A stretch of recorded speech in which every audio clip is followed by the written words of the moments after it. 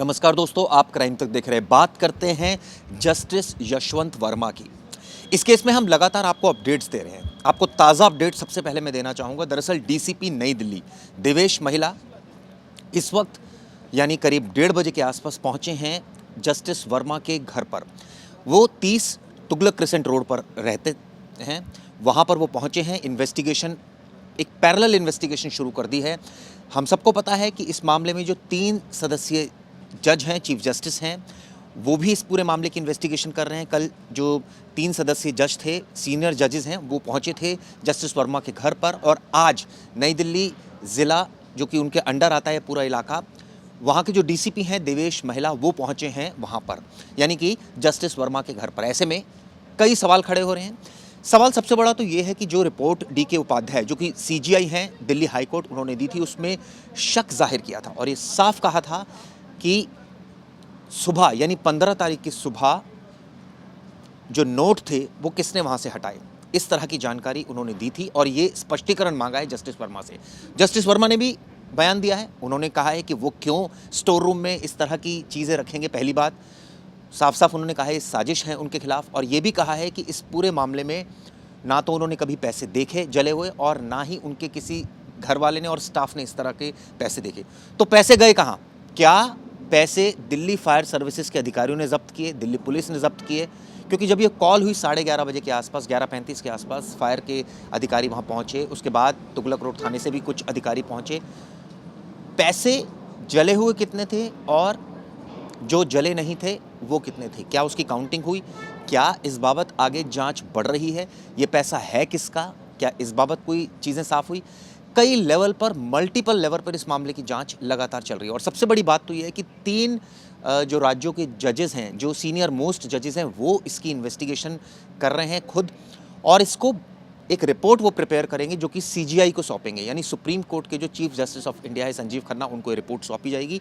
उसके आधार पर आगे कार्रवाई होगी। अगर ऐसा दिखता है कि उनके खिलाफ सबूत है तो आगे कार्रवाई होगी, और अगर दिखता है सबूत नहीं है तो वहीं केस शटडाउन होगा। लेकिन इस बीच दिल्ली पुलिस के अधिकारी वहाँ क्यों पहुँचे? क्या वो असिस्ट करने के लिए पहुँचे? क्या वो जांच में उनसे कुछ इन्फॉर्मेशन मांगी गई है जजेस द्वारा, वो इन्फॉर्मेशन वो प्रोवाइड करने के लिए पहुँचे? क्योंकि इसमें सबसे पहले अगर बात की जाए तो दिल्ली फायर सर्विसेज के अधिकारी भी पहुँचे थे। जो सीनियर मोस्ट जजेस हैं उनके पास, वहाँ उन्होंने कई सारी डिटेल इस मामले से संबंधित जो है वो जजेस को प्रोवाइड की है। इसके अलावा दिल्ली पुलिस के खुद डीसीपी मौके पर पहुँचे हैं। उन्होंने भी ये कहा जा रहा है कि नई दिल्ली ज़िला जो है वो पूरा इस मामले में एक्टिव है, वो एक-एक बारीक से बारीक इन्फॉर्मेशन प्रोवाइड कर रहा है।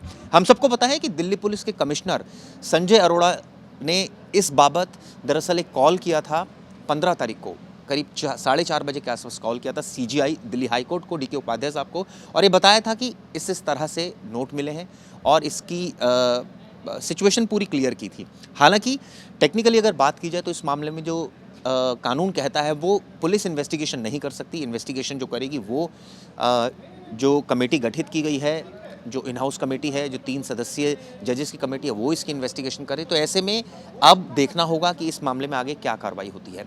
लगातार हम पिछले कुछ दिनों से देख रहे हैं जांच में तेज़ी आई है। खुद कल 3 जजेस पहुंचे थे जस्टिस वर्मा के घर पर। आज हमने देखा खुद डीसीपी नई दिल्ली पहुंचे हैं। इसके अलावा कोई भी अधिकारी नई दिल्ली ज़िला का बात करने के लिए तैयार नहीं है मीडिया से। जब इस बाबत उनसे कोई फ़ोन किया जा रहा है तो वो ना तो फ़ोन उठा रहे हैं और ना ही कोई बात कर रहे हैं। खैर वो ठीक है, वो उनकी अपनी एक पर्सनल चीज़ है, क्योंकि इस मामले की इन्वेस्टिगेशन भी ज़रूरी है। और चूँकि इस मामले पर नज़र न सिर्फ Delhi high court, supreme court, Delhi police, बल्कि मिनिस्ट्रीज़ भी रख रही हैं, यानी होम मिनिस्टर से लेकर पीएमओ तक की इस पूरे मामले पर नज़र है। और इस मामले में यही उम्मीद की जा रही है जो सच है वो सामने आएगा। लेकिन सवाल ये उठता है कि जो क्लैरिफिकेशंस अभी तक, जो रिपोर्ट सामने आई हैं, जो क्लैरिफिकेशंस दिए गए हैं जस्टिस यशवंत वर्मा ने, वो क्लैरिफिकेशन बहुत स्पेसिफिक है। उनका साफ साफ कहना है कि ना तो कोई रुपए देखे उन्होंने जले हुए, ये ज़रूर कहा कि कुछ डेब्रीज हटाई गई और वो भी प्रेमाइसिस के अंदर ही मौजूद है।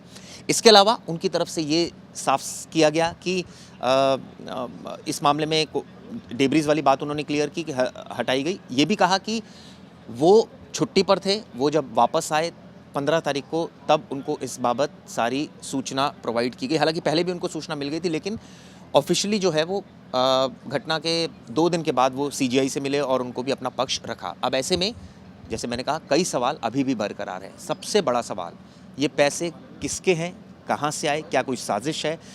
इस मामले में न सिर्फ गार्डनर्स, न सिर्फ जो पूरे अगर घर की बात की जाए सर्वेंट्स, सीपीडब्ल्यूडी के अधिकारी, इसके अलावा जो पैरामिलिट्री फोर्सेस वहाँ पर तैनात हैं उनके अधिकारियों से पूछताछ की जा रही है। एक स्टोर रूम में मिला, क्या ये स्टोर रूम लॉक था घटना के वक्त या अनलॉक था, इसकी भी तहकीकात की जा रही है। ये एक्सेसिबल सबके पास था या कुछ लोगों तक इसका एक्सेस था, इसकी भी जांच की जा रही है। यानी मल्टीपल लेवल पर इस मामले की जांच की जा रही है।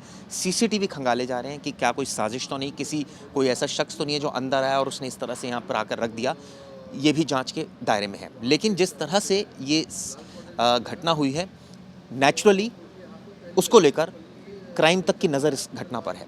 हम उम्मीद करते हैं इस मामले में सच सामने आएगा और इस मामले में जो भी अपडेट होगा आपको हम समय दर समय प्रोवाइड करते रहेंगे। ये वीडियो कैसी लगी दोस्तों ज़रूर बताइएगा। शुक्रिया।